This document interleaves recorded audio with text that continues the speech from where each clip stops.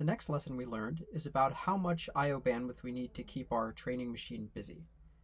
When we're training a big neural network, we've already learned that we need a really fast computer. So uh, we need a computer that can do a lot of math really fast. So we can do a lot of floating point operations at a time.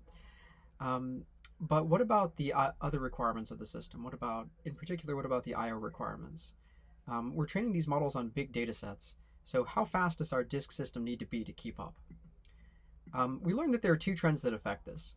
So on one hand, as the training computer gets faster, as we're successful in using more powerful computers for training neural networks like GPUs, maybe clusters of GPUs, as you succeed in doing this, you need to feed it faster with data.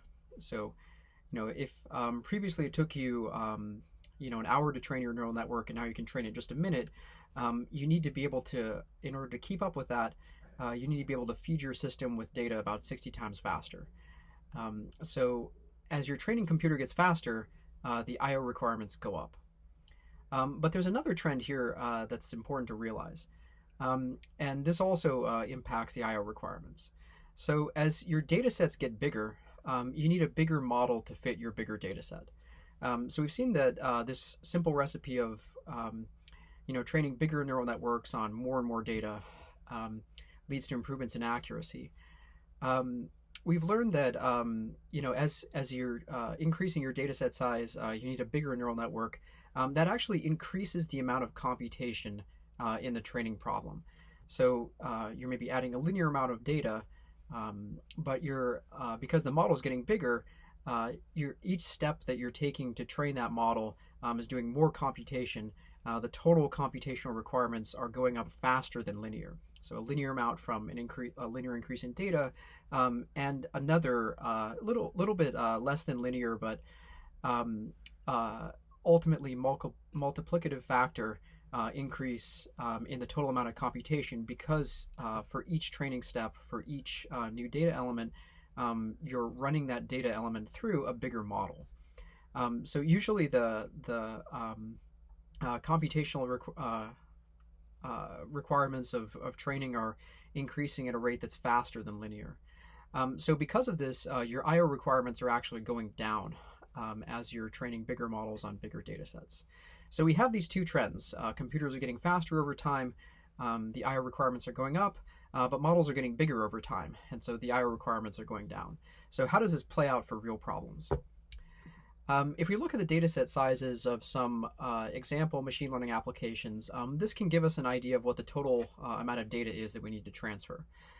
So we can look at ImageNet, maybe an application from speech recognition like deep speech, and maybe an application from language modeling like for BERT or GPT, looking at a large text data set.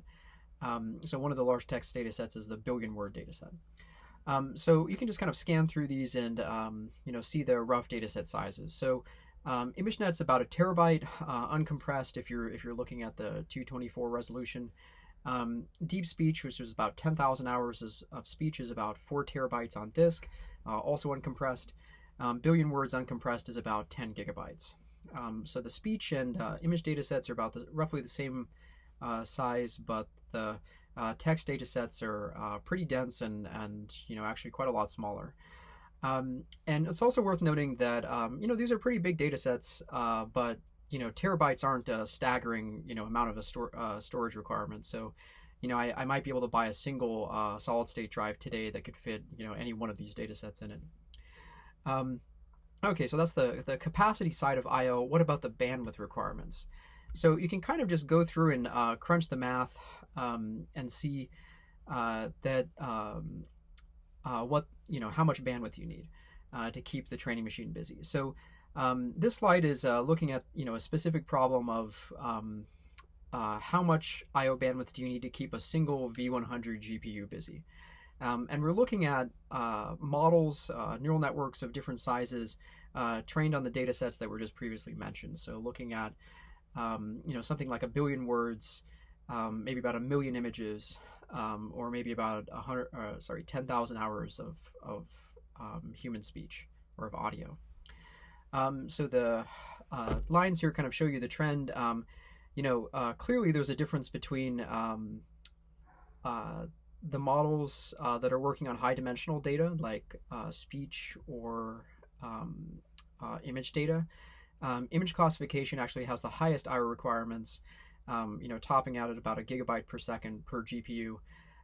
Speech recognition is a little bit lower, something like between 10 megabytes per second, 100 megabytes per second for a small model. And machine translation and language modeling actually just have a extremely low bandwidth requirement because they're doing so much computation for every word or for every character in the input. You can also see this trend. This plot is kind of showing you over 3 orders of magnitude of model parameter sizes. So starting from models of about 10 million parameters, going all the way up to models with about 10 billion parameters, really gigantic models, really pushing the envelope in terms of model sizes. So this kind of gives you an idea of how the IO requirements are kind of going to change as you make your model bigger here, and also giving you kind of an idea of what the requirements are for a single GPU, single V100, for these different commonly used machine learning applications. So to kind of wrap up, you know, training is a giant computational problem. It also has IO requirements. For a given problem, the things that are going to end up affecting you are, how fast is your training system, how big is your data set, how computationally intensive is your problem. You can kind of look through all of these factors and come up with a storage solution that fits the needs of your problem.